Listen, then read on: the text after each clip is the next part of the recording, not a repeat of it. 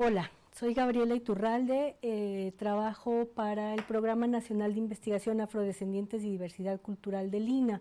Yo soy antropóloga social y trabajo sobre distintos temas, entre ellos los derechos de las personas afrodescendientes, los derechos colectivos y la lucha contra el racismo. La sesión de hoy está dedicada a reflexionar un poco sobre el siglo XIX y la primera mitad del siglo XX y un poco cómo se ha ido desarrollando la situación y las características de la vida de estas poblaciones en el contexto mexicano. En la sesión que se llevó a cabo sobre la historia colonial y el principio del siglo XIX, pudimos ver cómo personajes importantes como José María Morelos y Pavón y también como Vicente Guerrero nunca fueron reconocidos como personas de origen africano en la historia de este país, a pesar de serlo, ¿no? Con las complejidades que ya se vio. Entonces esto nos habla un poco de este siglo tan importante que es el XIX. ¿Cuáles son un poco los propósitos de esta sesión? Por una parte, conocer los principales acontecimientos del siglo XIX en México y cómo este contexto marca de alguna manera cómo se comprenden las poblaciones, la historia de las poblaciones afrodescendientes en el país. Esto, además, ligado con la idea de la conformación de la nación mexicana y a través de la instalación de ciertos dispositivos de exclusión, entre ellos las ideas sobre la raza, se va construyendo la invisibilización de la población afrodescendiente. Y como esto además se ajusta muy bien, acomoda muy bien después con las ideas sobre el mestizaje como la identidad nacional dominante.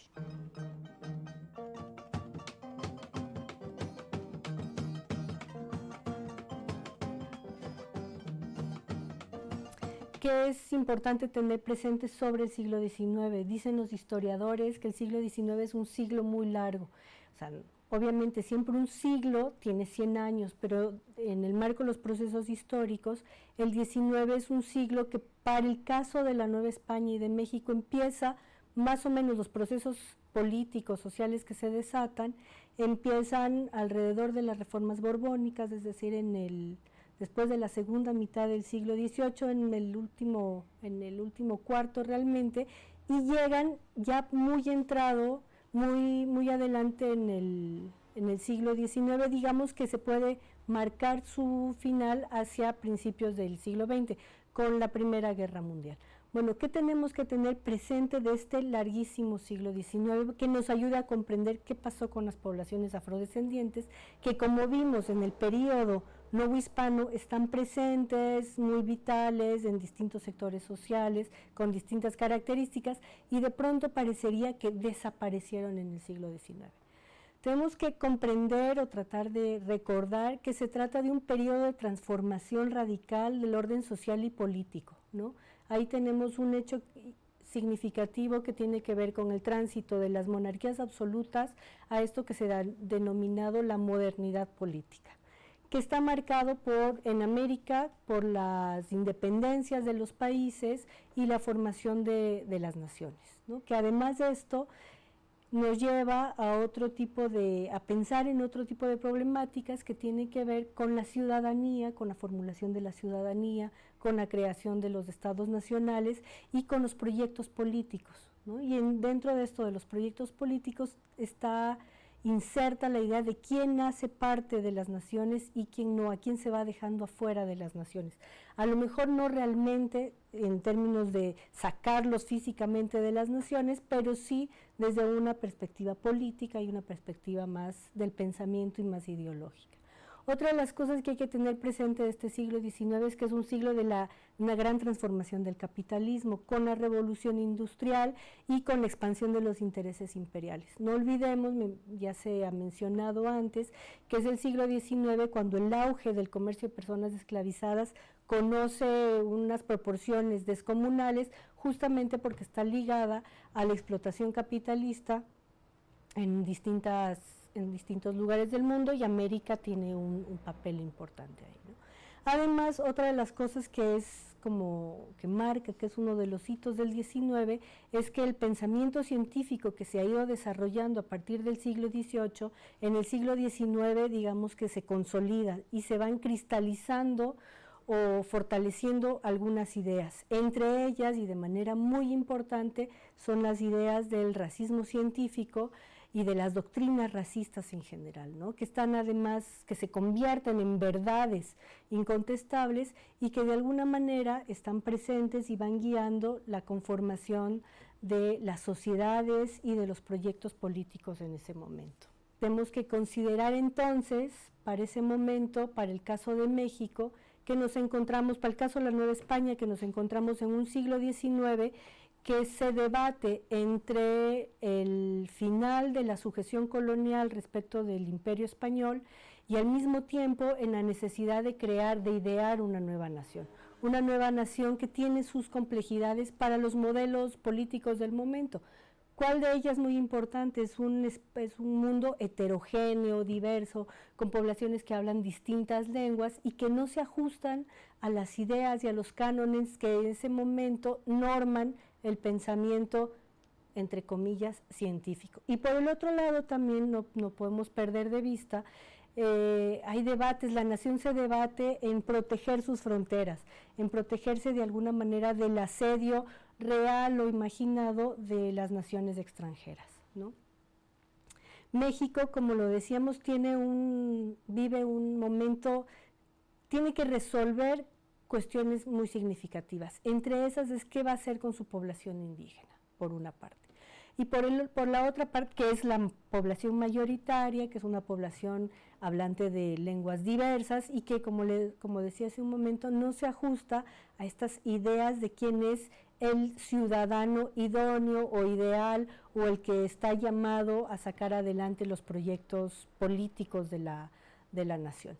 Eso, combinado con el tema del pensamiento racista, ¿no? Del pensamiento del racismo científico de ese momento, va orillando paulatinamente a esto que hemos ido denominando la invisibilización de las poblaciones afrodescendientes.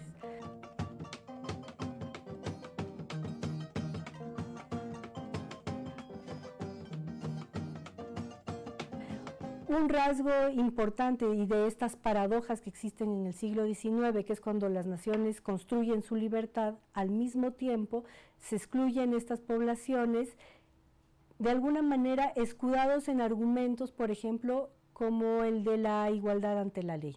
Un ejemplo rápidamente sobre eso. Morelos, José María Morelos, en Los sentimientos de la nación, propone, ¿no? Dice que una de las cosas que hay que hacer es decretar la igualdad de todos los ciudadanos, ¿no? Suprimir las diferencias entre las castas, los privilegios de unas sobre otras y declarar la igualdad ante la ley. Uno de los efectos de este principio, de esta noción que está ahí, de esta guía, tiene que ver con que desaparecen de los instrumentos para contar población, para identificar a la población, las categorías que nos permiten saber en dónde están, cuántos son, a qué se dedican las personas que hasta ese momento eran consideradas castas. Desaparecen de los registros de población y no tenemos en el 19 más información sobre qué pasó con las personas afrodescendientes. Al mismo tiempo, la historia de la nación deja de tenerlas presentes, dejan de formar parte del discurso nacional, ¿no? No forman parte de lo que decimos sobre la historia, de los personajes que participan en ella o de las comunidades que hacen parte de este nuevo país.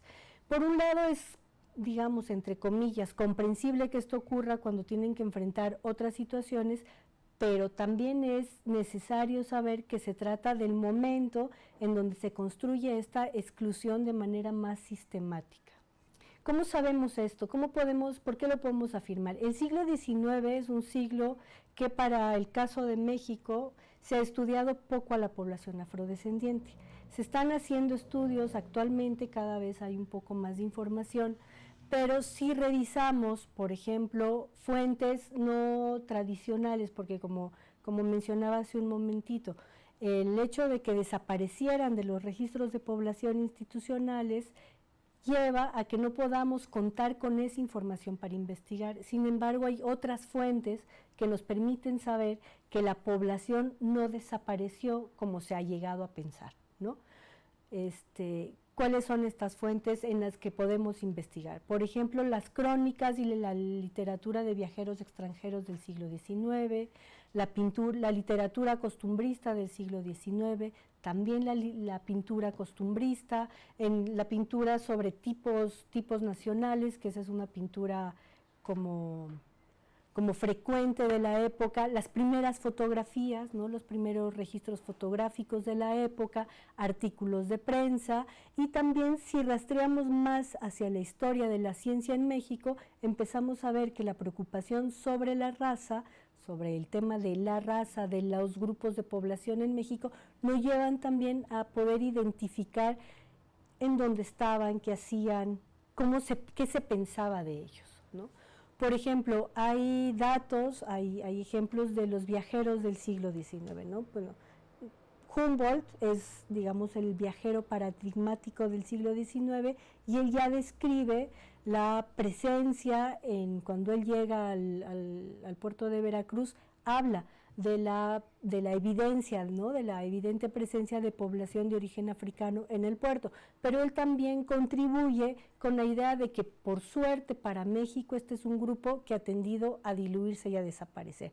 Hipótesis que se sostendrá incluso por los estudios académicos hasta muy entrado el siglo XX, ¿no? Como es el caso del libro de la población negra de México, que es una gran contribución, pero que construye esta hipótesis. Otros datos, por ejemplo, Carl Becher, que es uno de los viajeros que escribió sobre México, menciona, él dice en una de sus narraciones, dice: los hombres son una magnífica constitución atlética, pero salvajes, tanto en su aspecto como en sus hábitos. Se deleitan con los colores brillantes, al igual que con la música ruidosa de los negros, y ofrecen un sorprendente contraste con el comportamiento humilde y sumiso de los indios de la mesa central. Está hablando de su viaje cuando está en el centro de México. Todos estos viajeros van identificando poblaciones de origen africano y las van describiendo. Desafortunadamente, la mayor parte de ellos las describen de manera negativa, ¿no? Y contribuyen a alimentar lo que será una de las herencias más fuertes de este siglo, que es un conjunto de estereotipos que marcan a esta población, ¿no? A los hombres, las mujeres, etc. Lo mismo, en este momento se van creando todas estas ideas que después se generalizan de la contribución negativa de las poblaciones de origen africano al mestizaje mexicano. Sin embargo, estas fuentes, si las leemos haciendo un giro, nos permiten saber que en casi todo el territorio nacional seguían estando presentes las poblaciones de origen africano, que se dedicaban a distintas labores y que sin duda contribuyeron de manera muy significativa a echar adelante los proyectos ya de la vida republicana en México.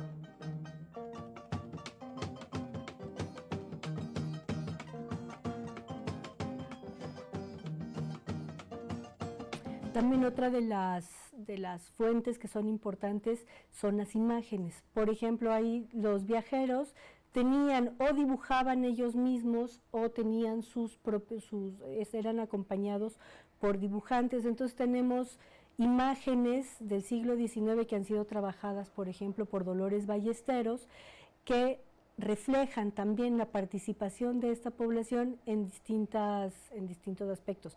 En ese sentido, por ejemplo, vale la pena revisar las imágenes de Joaquín Morir Rugendas, ¿no? Que hace sobre distintos lugares de México y del continente en el que están retratadas personas de origen africano en distintos contextos. Lo mismo que las imágenes de Pangret, otro pintor, o unas fotografías iniciales, por ejemplo, un vendedor de canastas de Desiré de Charney, en la Ciudad de México, que nos habla también de la presencia y la participación de esta población en este contexto, ¿no? Desmintiendo de alguna manera las ideas que se tenían o que se tienen y que están generalizadas de que este grupo de población desapareció y dejó de importar. Aquí es importante considerar esto, pues esta es una idea presente y que recibió y que de alguna manera marcó durante la primera mitad del siglo XX una cierta falta de atención hacia las poblaciones de origen africano en México. Los estudios, por ejemplo, antropológicos, de los estudios, incluso los estudios históricos, hacia este grupo de población. Profundizando en esta invisibilización de estas poblaciones que tienen un asentamiento histórico de larga data y que luego al que se le añadiría luego otra realidad, que es el que a partir de la segunda mitad del siglo XIX y en la primera mitad del siglo XX, y bueno, y a lo largo del siglo XX en realidad, se reciben distintas migraciones de poblaciones de origen africano, pero en este caso ya no obviamente las que están asociadas al comercio de personas esclavizadas, sino migraciones, por ejemplo, en proyectos muy específicos de colonización o de otro tipo de emprendimientos. Tenemos el caso que ya se abordará más adelante de manera mucho más detallada, que es el de la tribu de los negros mascobos que se instalan a la mitad del siglo XIX en Coahuila, ¿no? También hay casos, por ejemplo, de algunos proyectos de colonización agrícola, de colonos agrícolas en el norte del país, en Durango para explotación del algodón, y hacia el siglo XX otros proyectos también de colonización, ¿no? Entonces,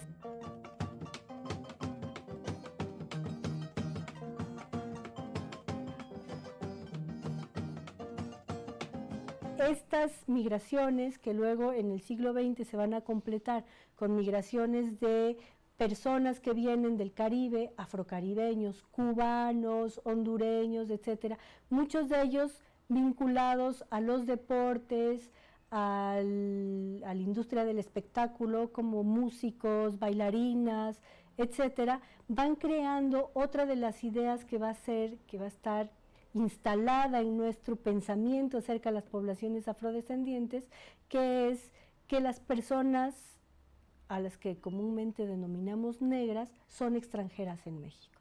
Esto también se ha estudiado de manera muy profusa. O sea, Gabriela Pulido, por ejemplo, tiene un libro muy interesante sobre la idea de las mulatas y las rumberas en México. Hay trabajos también sobre inmigrantes de origen cubano.